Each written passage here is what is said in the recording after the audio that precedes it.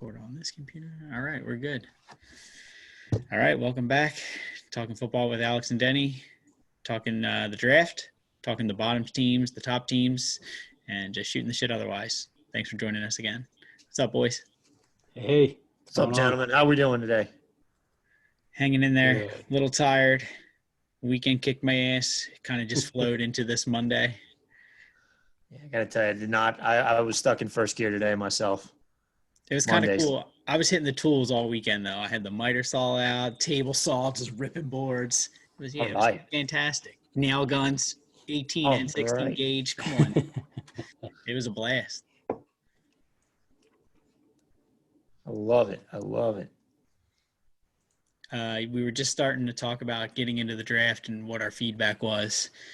And online drafting is terrible. I don't think I ever want to do that again. So I'm in two leagues. I would do one for work, and we do just a group meeting, sometimes in the office, sometimes at a local bar.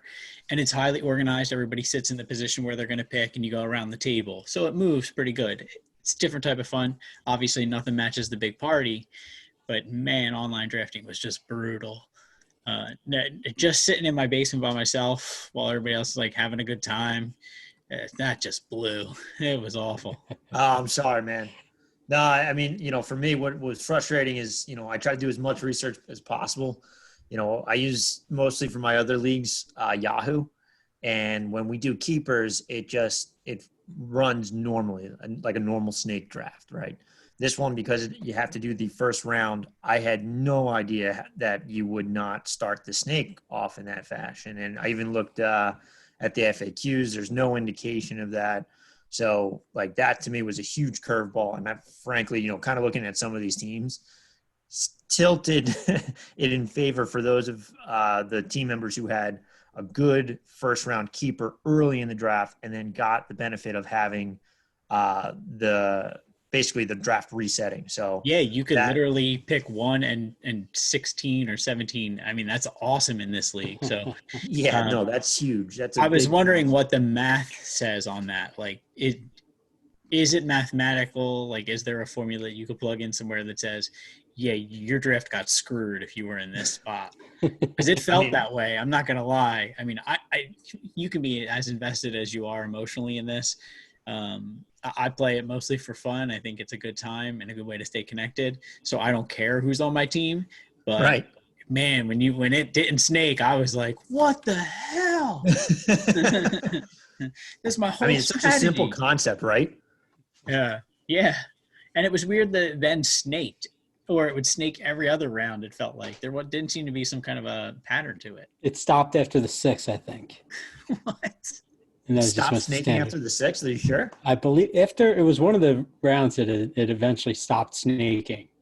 But it was so late in there, it was really just all the big names are gone. You're just filling roster spots at that point. So everyone and anyone was just taking the best available player at that point in time. So I don't think it really made, much of a difference as far as strategy goes. Yeah, and it hurts more.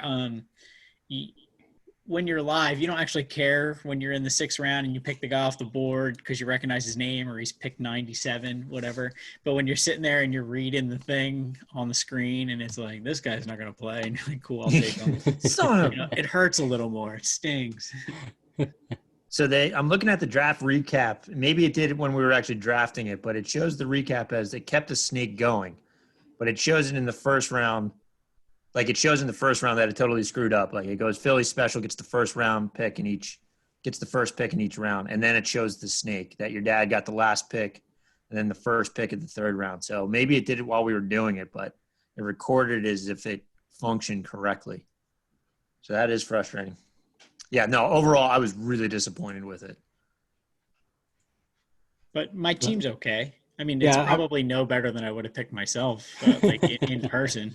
Probably a little benefit there. I think it was really you have your bookends, your first and your last, and Yeah. I think so people that I think really personally benefited from the most would be the Philly special, because they got Saquon Barkley and then they picked up DeAndre Hopkins. Myself, because I got CMC, Christian McCaffrey. and then Tyreek Hill. Tyreek Hill should have been nowhere near available for me. The same for Philly special with DeAndre Hopkins, and then old Pyros. Now they went a little higher of a draft pick that I would have for Patrick Mahomes, but he probably should not have been available coming back to Richard's normal turn. So no way. He definitely would have been snagged in there. Yeah. And I mean, having to reset the draft like 3 times, I was actually like, if we had to reset it again, I was just going to just auto draft and go sit and drink beers in the lagoon. All right. There's nothing better than drinking beers in a lagoon. You just lay there and pits. Oh, I can't complain about that. Yeah. No, it's the greatest. It's way better than the ocean, by the way.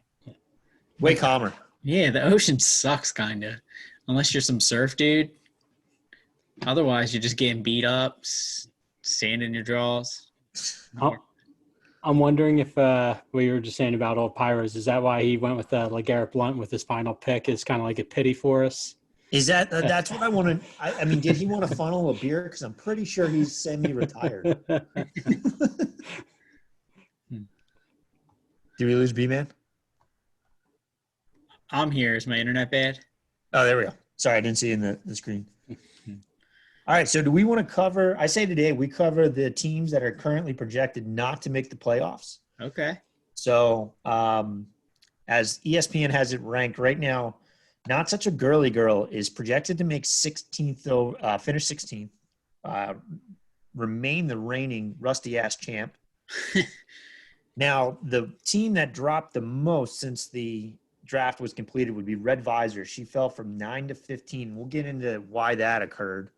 Then it would be Knitter Please, Chasing Summer, Basic Breeze, Lego My Mego, Parade Day Survivors, and then coming in at 9th is One and Done is what I have right now. So why does that feel right? I mean, that just feels right every season. You would have picked those teams to not win. But then you look back at their records and they're like champ, super champ. Top 3 finish. Like, come on. Yeah, I'm always like projected to look good, and then I'm 6 and 7.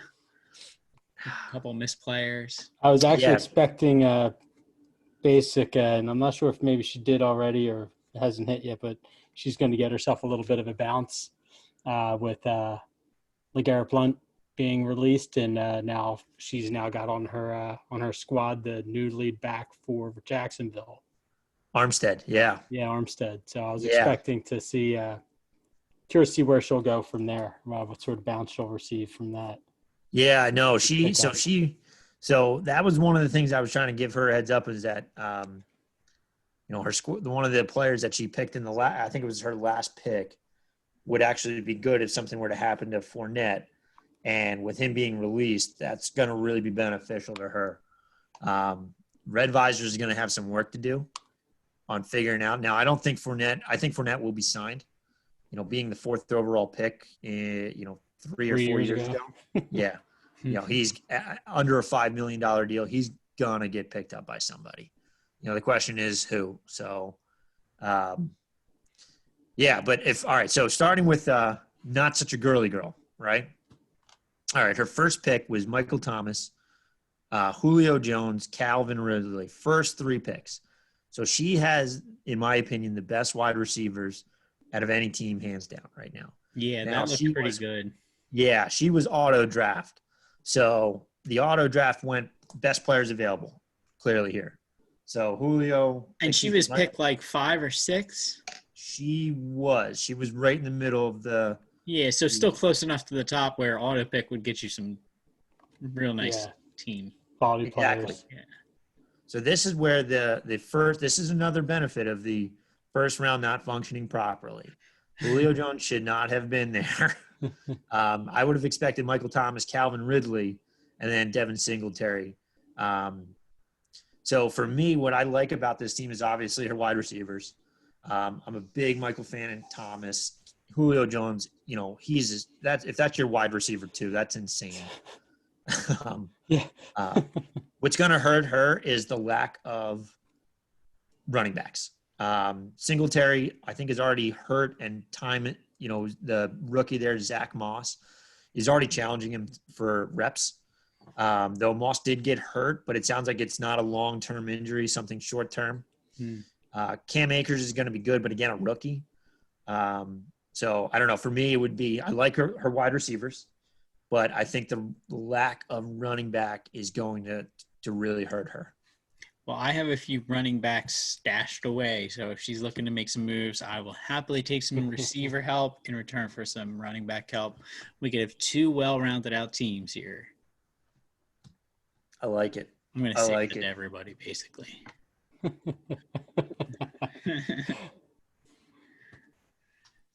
Yeah, that's good. That's good. Who do we got next?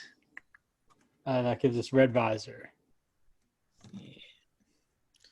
So Red Visor, let's see. So Red Visor, first pick was Clyde Edwards-Helaire. Love it. Awesome. This kid's going to be a stud. Her second pick was Fournette, and she openly admitted she made this pick because she hadn't done much research. So shame on her. But then she followed it up with some pretty solid picks, in my opinion, with Mark Andrews, tight end. Yeah. Kyler Murray. I think he's going to have a real good year. I mean, Dennis, I think you've mentioned in one of the other podcasts, they're talking about potential MVP for this year. Definitely. All right. So what picks do you guys like on this? What would you have done differently? Excuse me. Yeah, like I said, the Fournette, it's a risky one, but he will land somewhere that's desperate, and he's a good value to one of those teams. So he'll definitely still see playing time this season. I really do like the Kyler Murray and the Clyde Edwards-Helaire picks. Same thing, like I said, tight ends as well. Mark Andrews, it's a great pick. I don't remember who it was she made later in the draft. May have been Duke Johnson or Johnny Smith, 2 grabs that you grabbed that were they're good value picks, especially Duke Johnson. I think he'll have a quality season this year. Yes, so I would just tack on, that's right now looking at it, that's her bench. Duke Johnson, Paris Campbell is questionable, Johnny Smith, and then Minshaw as a backup quarterback, just in case things don't play out with Murray. Like, it's a solid bench on this team. I think it's well-rounded. It looks good. I would take that. James White running back as a flex position. It looks good. Yeah, I found actually this year with the format, the way it was working, I found for some reason I paid more attention to and crafted my team more around the bye weeks this season than before. Where before you really don't really think about it until afterwards. Right. And having it be right there in front of your face, even though it was always on the board for us, I actually altered strategy a couple times to where I left a more valuable player I felt on the board, but where he doesn't help me out because I had way too many players already. And I'll be curious to see how it works out with some of these other teams with people either auto drafting or just taking the highest available player to see if people wind up getting into trouble where they're either not benching a full team one week because they don't want to get rid of anyone, or they're going to have to make some really difficult decisions. You're going to have guys out there on the waiver wire that are very valuable players. It's just a matter of, you're going to have to field a team. So that's an interesting approach. I'll be honest. I when I go into the drafts, especially with this year, I never really pay attention to the bye week. The reason being, now that's probably short-sighted. There's definitely some, shortcomings with that thinking, but mostly because I make so many transactions that I pretty much accept that my team is not how it's going to be. It's not going to be this way throughout the entire year. Yeah. So, unless there's some, if both my running backs are on the same bye, for me, like you said, there's hope that somebody's probably looking at my roster and saying, all right, week 9 is going to be really tough for Alex. So he's going to have to make a lot of drops.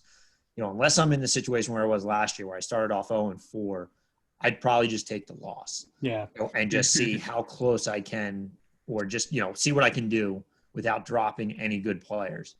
For me, that my roster changes so much, whether because of performance or injuries, that I really don't pay attention to the bye weeks. I mean, it's not something you should disregard, but for me, I don't pay attention to it because I make so many transactions, hence the 63 from last year. But no, it's interesting to hear that some people were actually, that you were paying attention, which actually makes a lot of sense.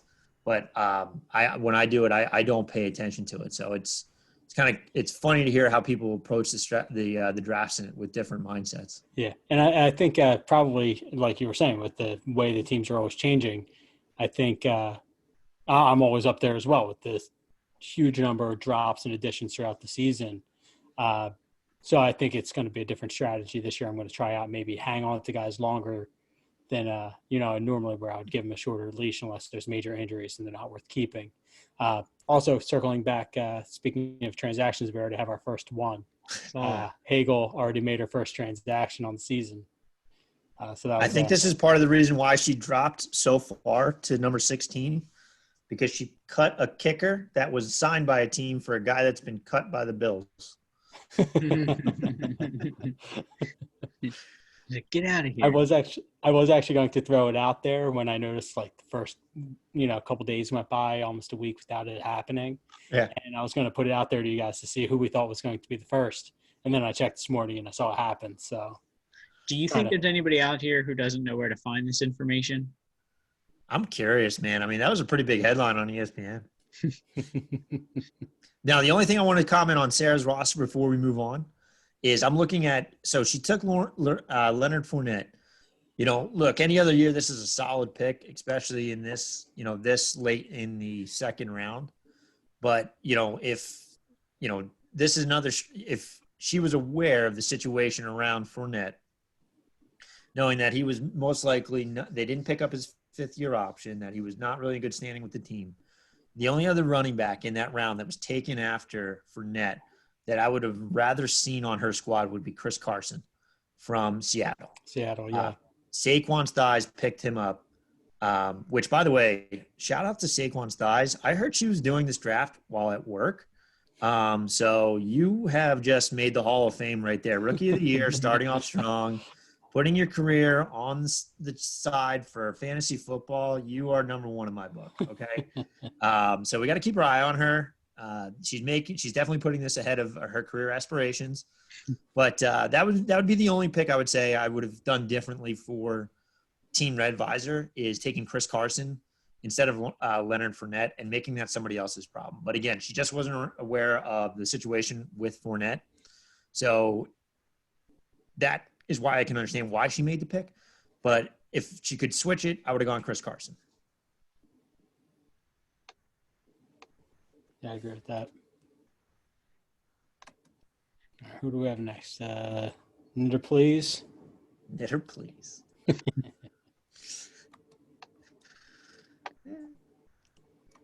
right, let's bring this up. It's a slow internet night, I think. All right, so Knitter, please. Projected to finish 14th overall and has a pretty darn good roster. So this means one of the things we talk about is, are the teams going to be more competitive? And when I read off these names, now some of these guys are past their prime, or some people are saying they're past their prime. But Devontae Adams, first round. OBJ, second round.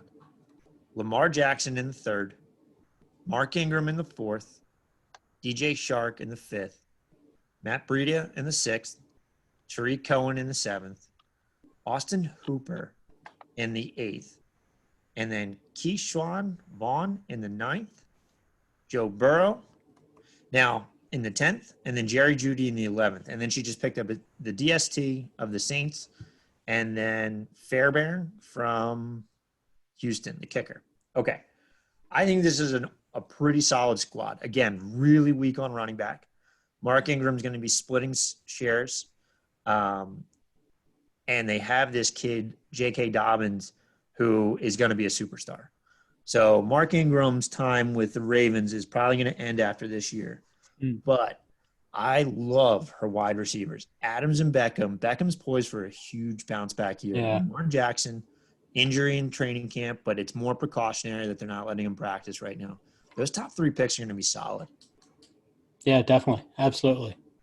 Like I said, yeah, the running backs, a little questionable because Breed is also splitting time down to Miami as well, correct? Who was I don't remember who their other running back is. It's Jordan Howard. Jordan Howard. So, yeah, so you have that combination. So a little bit of concern there. He's not going to be your feature. But yeah, like I said, Lamar Jackson, Devontae Adams, and OBJ, just it's solid 3. And I mean, so here's the deal. Like, when you look at Lamar Jackson, he not only does he get the passing, he gets the rushing yards too. yeah, He's going to be, if he has even now, he's going to regress a little bit. He's going to regress this year.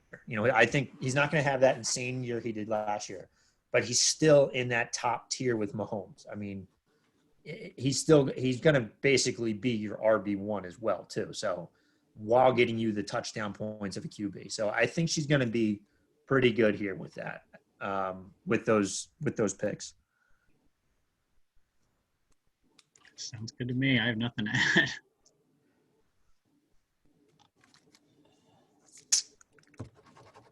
So did you guys go 2 QBs? I did not. Who's your quarterback? Believe so. I have Drew Brees. Okay. Which now, according to all like the analysts, I'm seeing people are saying, "Oh, be prepared for him to start declining." I don't buy it still. I mean, he's throwing the ball to Michael Thomas. What and dumping off to Alvin Kamara. Yeah, but that's what I mean. Like 4,000 yards. Yeah. 30 touchdowns. Oh, instead of a top 3, he's top 5 now. Yeah, I still saw tremendous value there, so I had to go with him. He was there, and he's always a monster's number. So I took Dak Prescott because I believe he's got some weapons around him this year, and I think that adds to his numbers overall. But bad move if you have Prescott and Elliott playing. Here's 2 starters. Dallas has those games or those runs where they'll lose 3 or 4 in a row, and your point totals just get crushed. I actually think you're going to be fine with that, man. I really do. I mean, Prescott, I see him, some guys projecting him to be as high as the 3rd QB overall. Like, not number 1 is Mahomes, 2 is Jackson, and then Prescott, which sucks. I'm not happy to see Dallas do well at all. But the amount of weapons they have between, I think number 1 is going to be Cooper.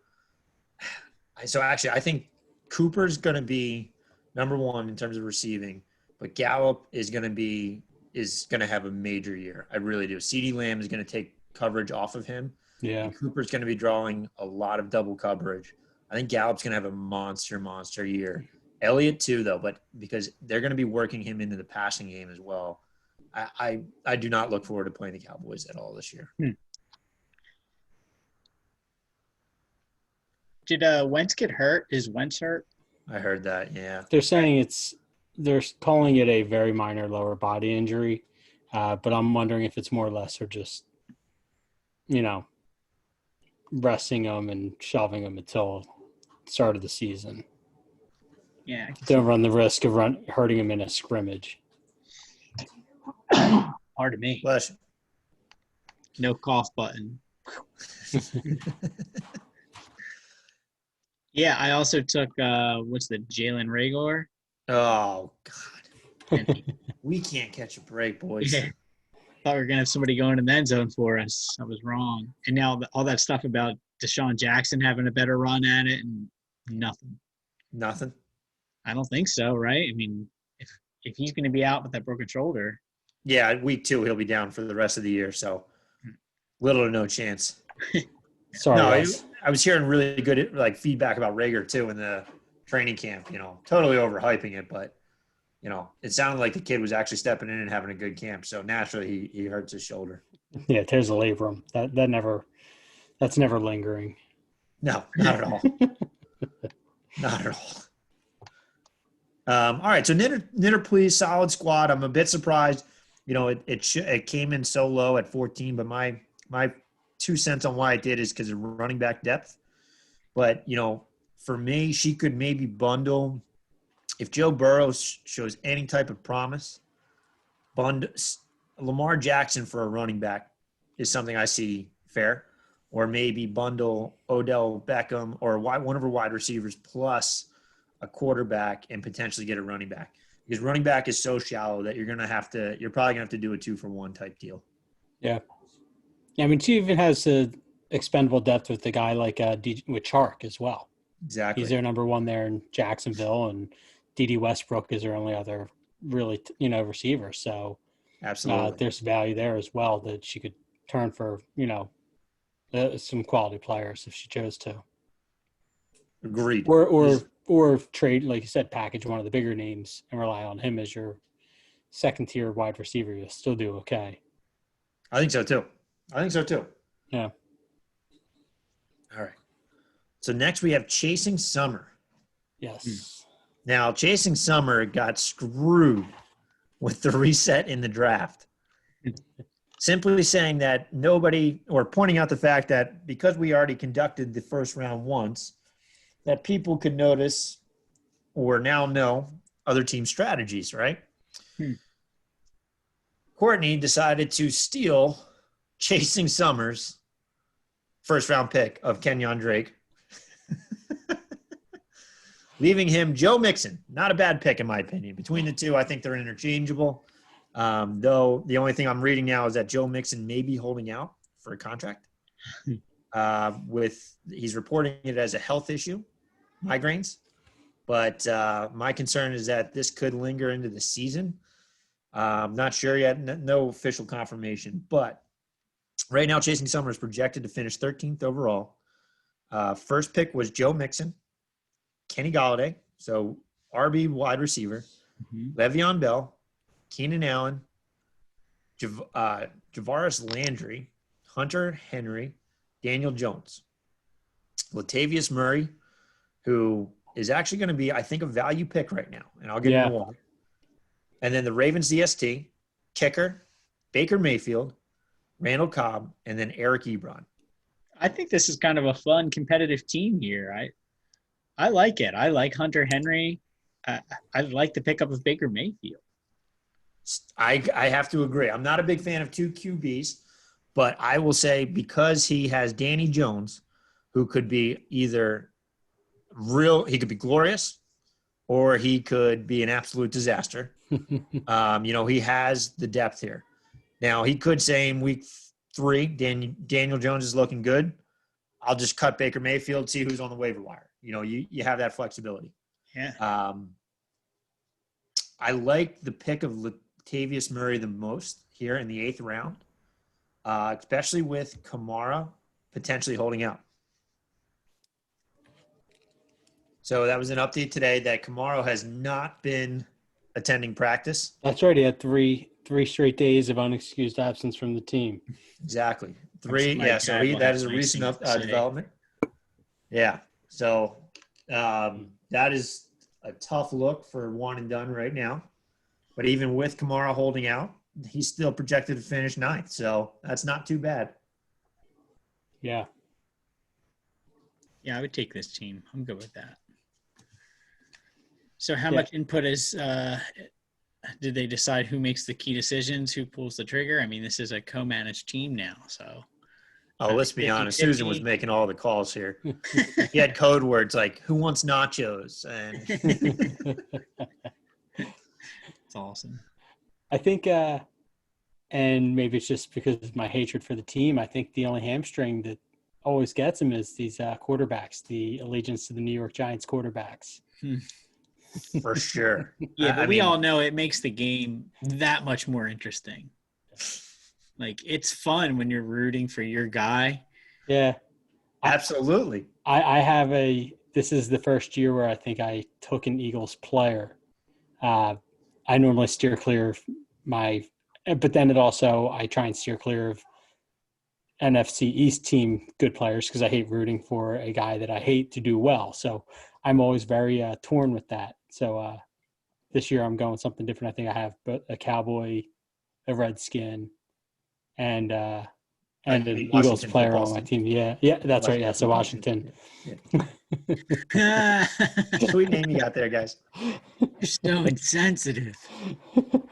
No, I struggle with the same thing, is making sure that when picking the teams that I can actually root for them to do well. I've never drafted Ezekiel Elliott, mostly because I just cannot root for the Cowboys in that manner. Very few Washington football team players, mostly because they have no talent. Yeah, I was thinking I haven't had a Washington player maybe ever. Actually, this is the first year I have had to do that. This is the first year I picked up McLaurin, and I'm really worried about that. Yeah, you know what though? I think he's good. He's he's the best thing on that offense right now. So Way I look wide at it, he gets receiver to play wise, the Eagles he's twice. I think actually, and I wrote down, and it's a sleeper pick of mine for. I think the Washington defense is going to be surprisingly good this year. They're not they're not positioned or ranked to be very well, but if you actually look at it, they don't have the strongest secondary, but their defensive line and linebackers, it's all number one draft pick talent. It's all top talent between Reuben Foster, Chase Young, Ryan Kerrigan, and the entire defensive front. All those four guys, they're all number one picks. So they're going to be really good with pressuring the quarterback. And I think you're going to be surprised with how well they can, how close they can stay in games this year, especially with Ron Rivera as the coach.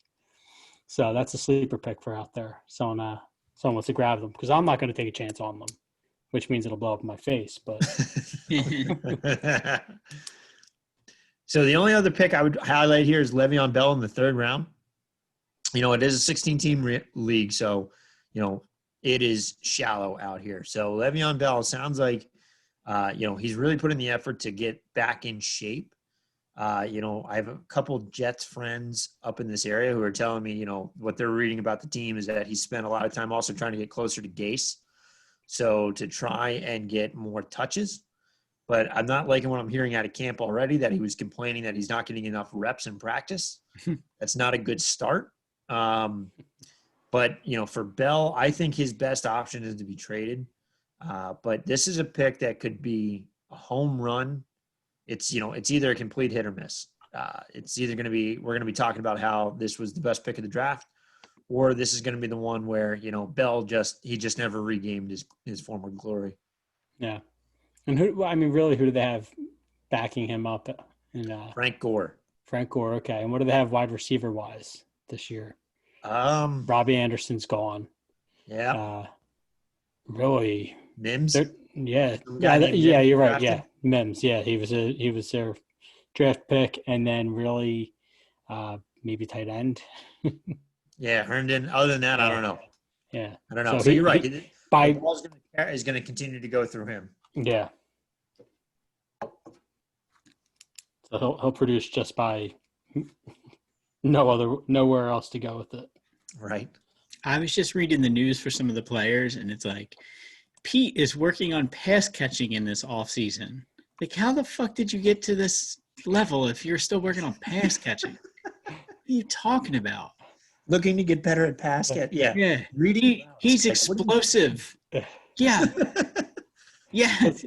He went to the combine. We know. It's the same thing. It's the same thing that you think about it, like with basketball players. Like these guys making max money like Ben Simmons, and they're like, he just can't shoot outside of 15 feet.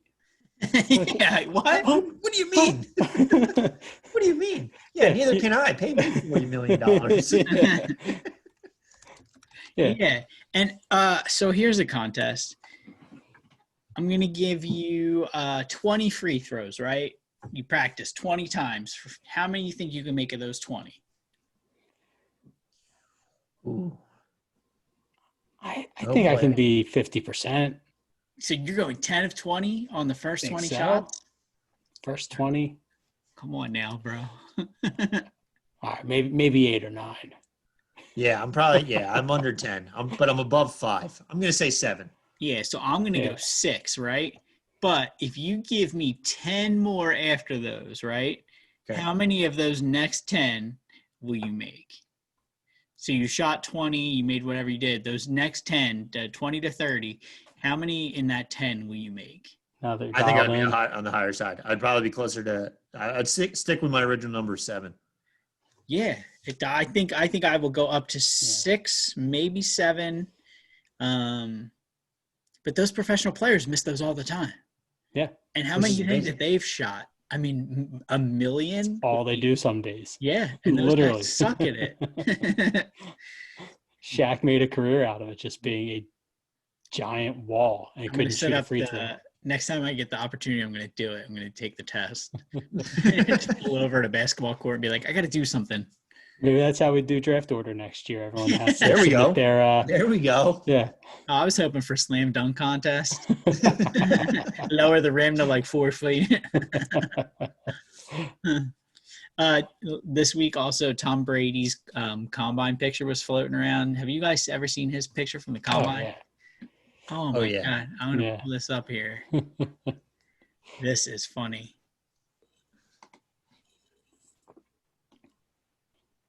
Let's see.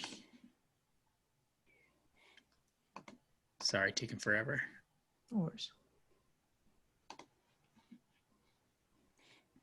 It's probably not going to be worth it.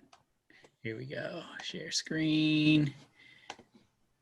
Make sure there's no weird search questions. There he is, Tom Brady. That dude went on to win like 12 Super Bowls, is the greatest player of all time, bangs supermodel after supermodel, kissed his kid on the mouth and lived to tell about it when he was like 20. Look at this dude. Rocket. Yeah, he's a killer. Brady killer. Good for you, Tom Brady. I guess he made the dad bod cool, I guess. Yeah, look at that guy. It's so interesting to see how, he totally fits just that Patriots mold of just, listen to system the guy. You're playing, you don't stand out, you're not flashy, you're just gonna be here to play. And then when they show like scenes from training camp now with Cam Newton, and all these players are running these drills, being all serious, and he's out there dancing, and I just feel like Belichick probably just wants to just like reach over and just shake him or be, what the fuck are you doing? Did you watch the Netflix series about the guy who murdered all those dudes? What was his name? Gonzalez? Hernandez. Yeah, dude, that guy. He's a perfect example, right? When he was there, he played tough. Yeah. Kept his nose relatively clean until he got shooting people. But yeah, that system works. They just they couldn't get that guy back. Yeah, like you said, on the field at least he seemed like he just kept it low key and played the way they asked him to play and just did what he was told. Yeah, he was great. Oh yeah, huge $40 million contract and then shoot a guy over some chewing gum. Don't murder anyone. Who's Clause up number next 1? here? No murdering. No murdering. That was too much to ask. Right, so basic breeze. Yes. Our basic breeze here. All right. So this is another consequence or casualty of the online draft. We had a babysitter lined up for the in-person draft, so Courtney could get a chance to focus on this. The little one ended up taking her away from the end of the draft, so I did have to step in to try and help her here. What I would say from this team, what I like about it are her first 3 picks, followed by her last 3 of her last 4 picks. Okay. So I like Kenyon Drake.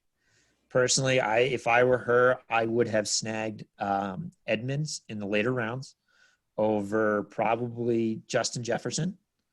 But that is I ended up taking Edmonds, unfortunately.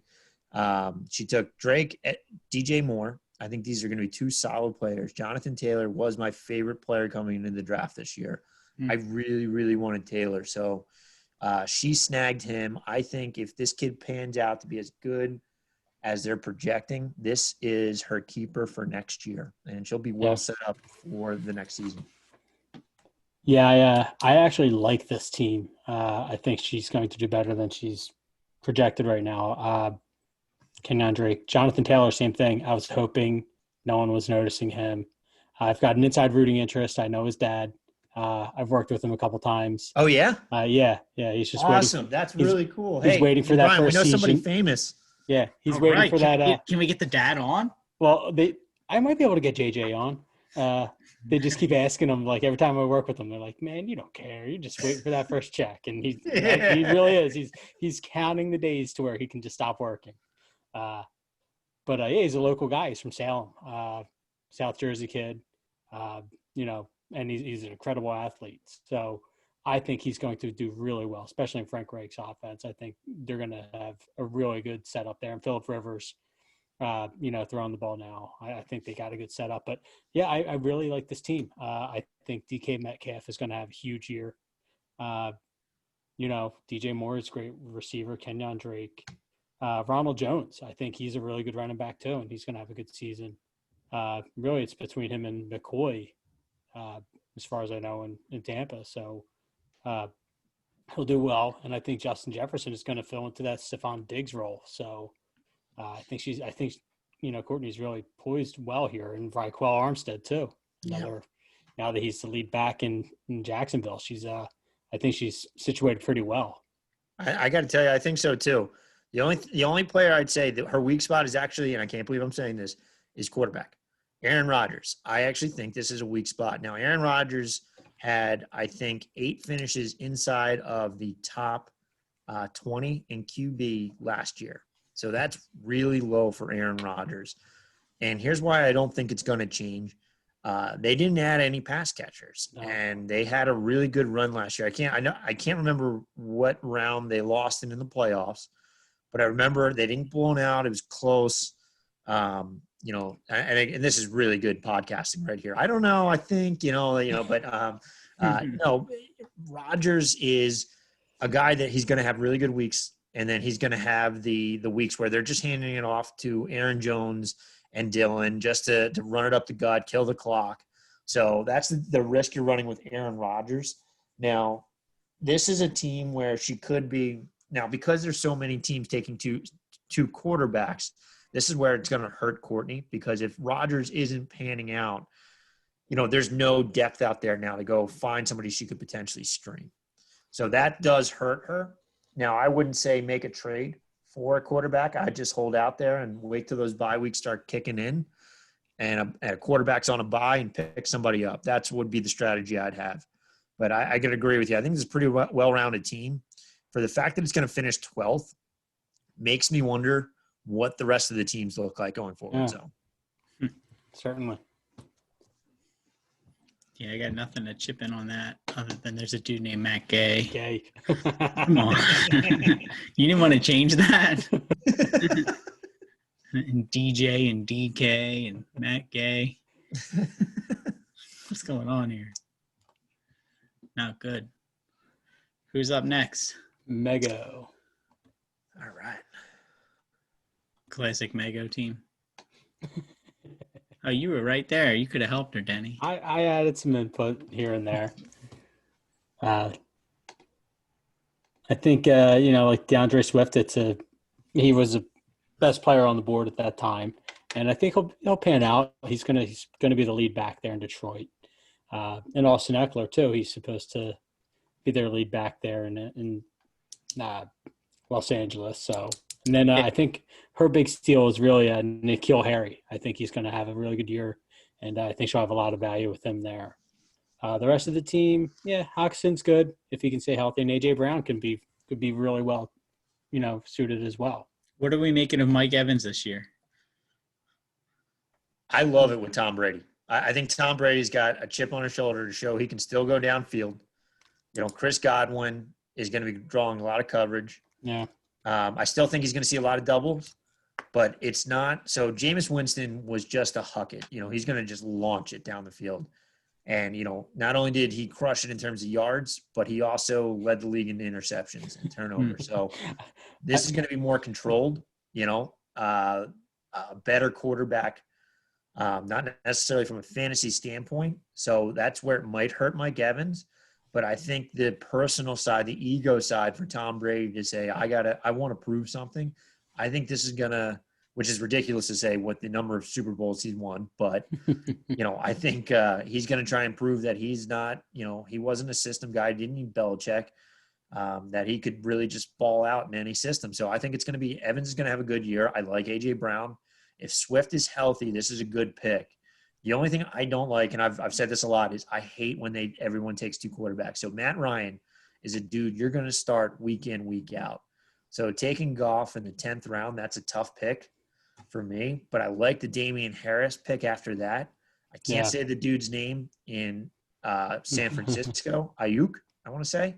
And then N'Keal Harry. These are solid picks to close out your drafts. Yeah. For me, I would expect to see Goff on the waiver wire because her running backs are decent if Swift stays healthy. Eckler, new offense. I think he's going to pick off where he left off from last year. But Eckler and Swift are Eckler is injury prone, and Swift worries me because he's already hurt. So that would be the only thing I would say is like for my advice would be is don't hold on to Goff too long. We don't know what we expect from him. He's going to have a better season for sure, but you have Matt Ryan he's loaded. In terms of Hayden Hurst, Julio Jones, Calvin Ridley. They have. Todd Gurley. Todd Gurley's going to be catching passes, so he's got options. He's got weapons. Mm-hmm. Yeah, and he was good before. He's always finishes high in the rankings. Sure. He's a pretty reliable, just point guy. Cool. Yeah, be curious to see if there will be any value there to maybe trade Goff, like you were saying. If they get off to a decent start out there in LA, maybe there's some value to trade him. Potentially, absolutely. I wonder if we make suggestions for trades throughout the weeks, if people will actually take them up. We're going to see who's listening. Yeah. Or if they think they put any value in what we say. Because I feel like a lot of trades don't happen because people are afraid to give up a good guy. Like, just let him go. Let me have a better team. Come on. No, trades are, oh, God, don't be that guy that's asking for the firstborn of each person, when you're trying to work with them.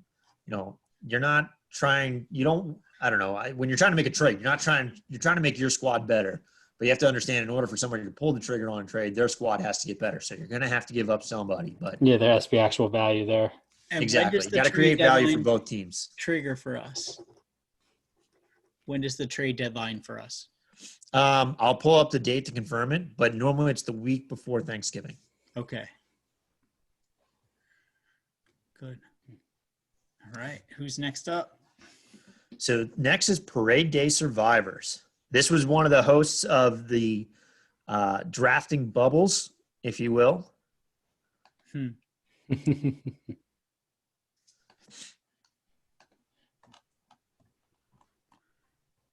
see here.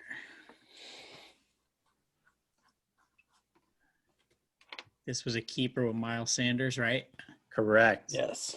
Followed by Kittle, Robinson, Kareem Hunt. There's where Carson Wentz is sitting. There he is. Manuel Sanders, LaShawn. LaShawn He was a high pick for her, right? One more time? She took Carson Wentz rather high, didn't she? Maybe it's third round. Fifth, yeah. Let's see what other QBs were. Most of the QBs were third round. I'm trying to see what other. So what happened, I think, is that Russell Wilson went right before. Russell Wilson, Matt Ryan. All right, so there might have been a run starting on the QBs, which is why she went and did it. Kyler Murray, Deshaun Watson. So the QBs were coming off the board. Cam Newton was gone. Yeah. Okay. So Sterling Shepard has the feeling of, I don't know, rust or just being washed up. Because it feels like something you found on the beach that you picked up. It's just been I'm sorry, sir. You've been diagnosed with Sterling Shepard.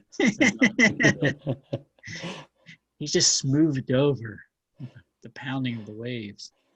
It's a little Philly heavy. So she definitely went our wide receiver heavy. The keeper, Miles Sanders, this guy, I'm totally biased. He could be a home run. He's going to, if he's healthy. Again, we got to look at our medical staff at Philadelphia. I don't know what the hell is going on, but Miles Sanders could easily finish in the top 5 running backs, in my opinion. I love the George Kittle pick. Robinson is a stud. He's going to be fine, even if it's Trubisky or Foles. Let's hope it's Foles. Hunt, I like Hunt. I actually think he takes more of Nick Chubb's share than we realize. He's had a full year. Last year, he couldn't practice with the team because of his suspension during training camp. Chubb has missed time because of the concussion protocol. They have a new offensive coordinator. I think this is a good pick. I mean, this is a real good value pick here. If this had come back to me, Hunt, I would have taken him in the 4th round. Carson Wentz is a good pick. I'm biased against Eagles players, as I've mentioned. So Sterling Shepard, pretty good. Cook's new offense. So we'll see. Between the David Johnson trade to Houston and Cooks, Bill O'Brien, the coach of the Texans, is taking a lot of heat for the moves he's made. Just like David Johnson, I have a feeling he has to make this one work. So targets is my point. He's going to see a lot of targets. The only pick I'd say I don't like is the LaShawn McCoy. I think, as everybody knows, he got benched during the Super Bowl. I think this is more of a take me back to type pick here. But I think, in the 11th round, it's so empty in terms of players. I can't beat somebody up for that. Seahawks DST, I think this is going to be a solid pick. I can't believe Clowney still has not been signed. The amount of money he must be asking has to be insane at this point. Lamar Miller, this might be a sneaky steal here with Sony Michel. I believe he's on the PUP. So he's not going to be able. He's not looking like he's going to be available for week 1. So this could be a nice signing for the Patriots. He had 1,000 yards last year with the Texans. So he's still got some gas in the tank. So she's got some depth here, but early on she definitely went wide receiver heavy. Yeah, this one could play out pretty nice. It's a good, fun team to watch. Absolutely. Yeah. Again, I think the only situation you have here is that, you'll run into trouble with your starting,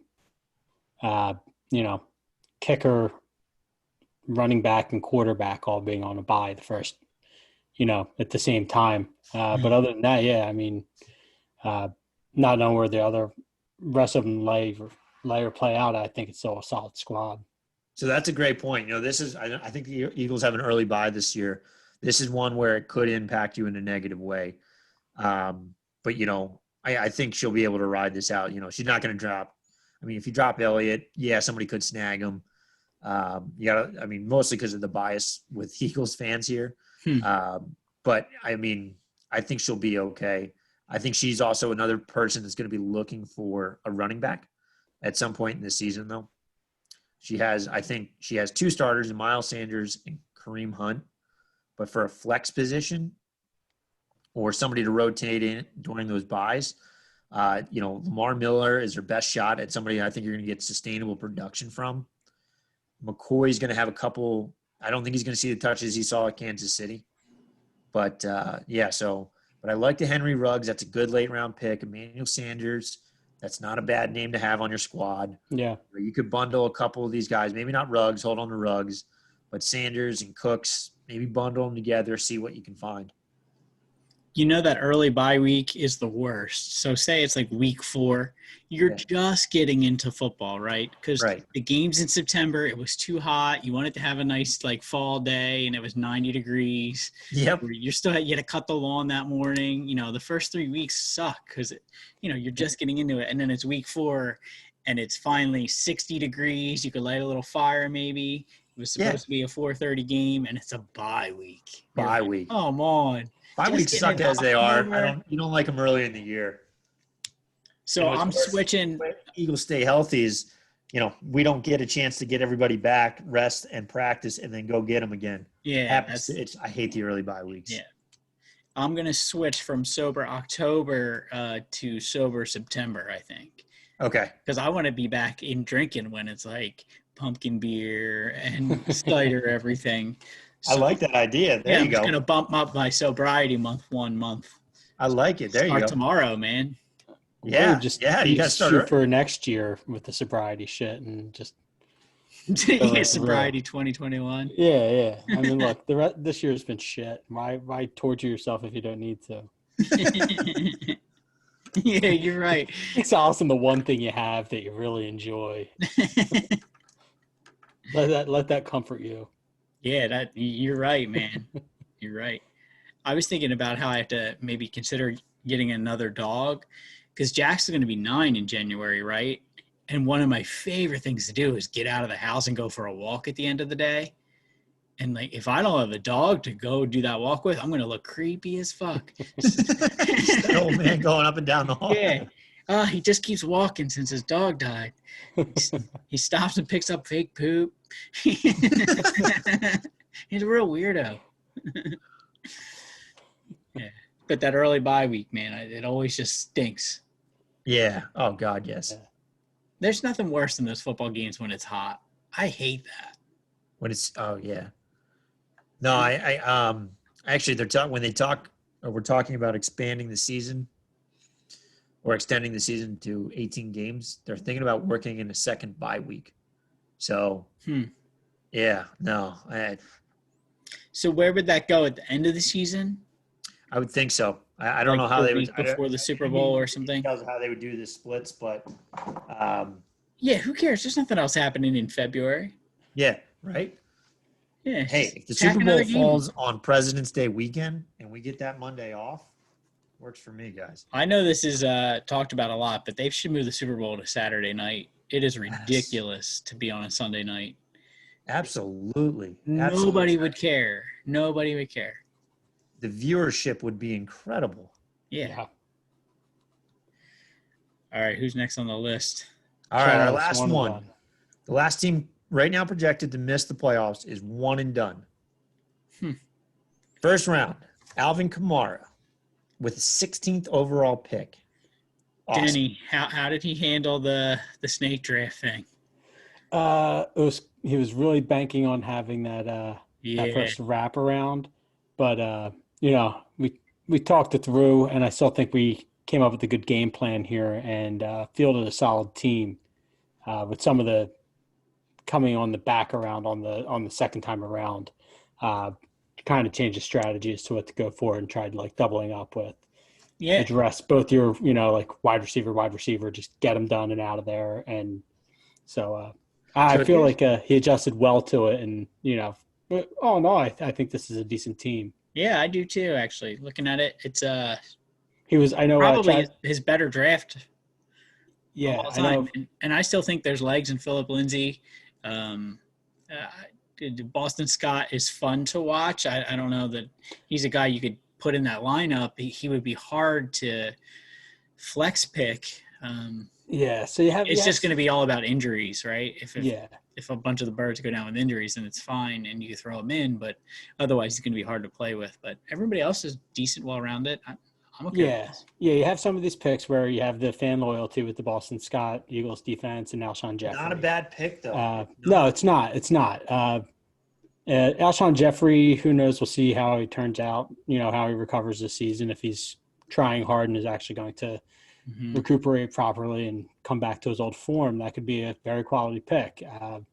But it feels like they've already kind of moved on from him with, Ortega-Whiteside, Rager, some of the other guys they brought in, Hightower and Ward. So I don't think they're going to be expecting much from him this season, but he could surprise someone or maybe wind up being a trade acquisition to a team that desperately needs a wide receiver once he's healthy. Yeah. And then he winds up putting up some quality numbers. You did a good job with this one. I think like you and him with this draft strategy, just looking at it, like that's exactly how you would pick it. Yeah. 2 wide receivers back to back. That's huge. Fill in that tight end, which goes fast. Yeah. And then just fill in the rest of the blanks. And I know Chaz was also really excited about, he got Deshaun Watson back too as well. He had him last season. So he was able to get his quarterback back without wasting a keeper, and he was able to keep Alvin Kamara. So Watson's a great quarterback, and puts up really good numbers. And I like that it still has his soul though. I like that it's like Eagles, but peppered in some like really great players around it this time to bolster it. So yeah, I dig this team. I like that. He was eyeing Goddard for a while there. This is a solid squad. It makes me, again, what the hell is ahead of this? So, I think this is where your dad really got screwed by the way they set up this format. Because looking at, all right, so here's who would have been on the board for him to pick from: DeAndre Hopkins, Patrick Mahomes, Tyreek Hill, Kelsey, Julio Jones, Fournette, but we know that's a later pick. Godwin, Evans, Carson. Look, he's got a solid squad. Juju Smith-Schuster is not a bad second pick here. Mm-hmm. Yeah. With Big Ben looking healthier, he's going to be solid. Amari Cooper, he's the number one wide receiver in Dallas. He's going to be good. I have my concerns with targets for sure, but he's going to be a top receiver. Higbee, it was a stud at the end of the last season for the Rams. I think that's part of the reason why they decided to move on from Gurley. They realized they had other options to do those short passes to. Lindsey is being more talked about in Broncos camp than Gordon is, and they just gave Gordon a ton of money. So, yeah, they were saying Gordon's having a hard time adjusting to the altitude. Yeah. So get your shit together. Yeah, right. Like, what I also like is my favorite pick is round 11, AJ Dillon. Have you guys seen the picture of this dude? Yeah. He's a freaking moose. He is. Yeah, he's huge. Yeah. He's a big boy. This guy, if Aaron Jones doesn't get it in on the first two tries on the goal line, it's going to be this guy Dillon who's just going to smack it home. So, yeah. Solid draft. Look, let's hope Kamara doesn't hold out, and this is a solid squad. Yeah, yeah, absolutely. Do they make any big giant white fullbacks anymore? They still got that guy who's just running into the middle. Retired that years ago. He's gone. Yeah. You don't even really see them doing it with like the big linemen anymore either. Every once in a while you'd see them trying that or one. Only every now and then they throw JJ Watt on the opposite side, right? Yeah. He's a cool dude. Yeah. Yeah, absolutely. That's a dude though that you gotta feel bad for. He's going to be a Hall of Famer for a team that just never did anything, unfortunately. Well, I mean, it's reflected in the points because when he first came on the scene, I was like, oh, I'm going to pick the defense he's on every time. Right. Assuming they're going to crush it, but it hasn't been the case. No. Even when they brought in some awesome surrounding cast members. Yeah. It almost happens too often. Yeah, it happens too often with that big linebacker. That's why the position kind of doesn't have the same allure that it used to. And like you'll have your freaks and your phenoms like a Chase Young, but some of these other guys, it's just it's not the same as what it used to be. All right, Jeremiah Trotter. I can't say the Axeman. Yeah, next level or loser. I don't know. He leveraged that into a really nice contract and then got himself cut and back onto our team and was serviceable for another couple of years. Is he the one who's got all the car washes? Somebody owns a chain of car washes. I felt like it was the Axeman. It may be him, yeah. Yeah, good businessman. Yeah, I don't know. He didn't do it for me as a player. Yeah. It seems to be like as long as you have some sort of cool – they're almost like I liken the linebackers most to they're like the flashy – they're the professional wrestlers. Yeah, professional wrestlers. So you have like your J.J. Watt. He's like the Rock, like everyone loves him. You have like Van Der Esch with the Cowboys. He's got that stupid wolf call. Wait. Who was the dude on our team that would shoot the arrows? That was Jason Babin. Jason Babin, that's right. Oh my God! I remember out there with Javon Curse flying at people. Jason Babin had a custom truck that was customized to him. Like it had a silhouette of him doing that on the back of the truck, and I was like, "You're a chode, dude! Like celebrating yourself. Get the fuck out of here." But yeah, they're like these. They're the big personalities, but it's hard.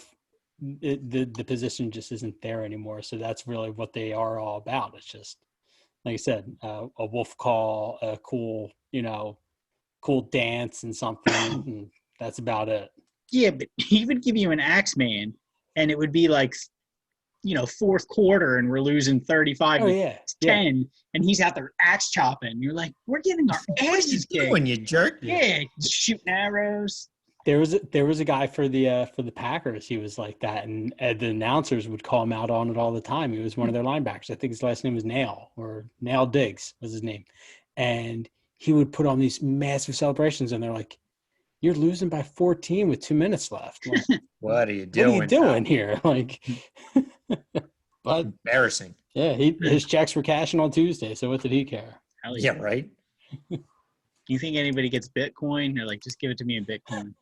Yeah. Tesla stock. Oh, that would be dope. Anything else we should go over this evening, fellas?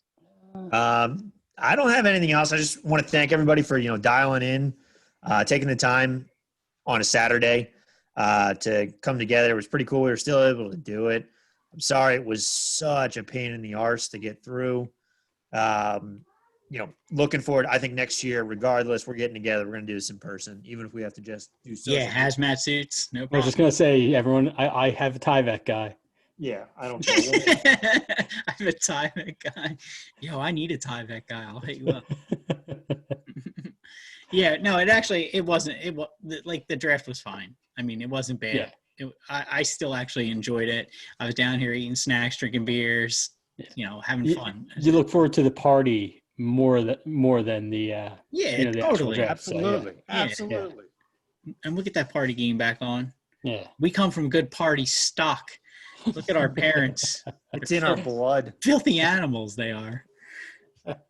They were too busy out partying the night Princess Diana died. They could have saved her. They were out boozing it up. Shout out to anybody who's still listening to that. That was funny. All right, I'm going to stop recording for now.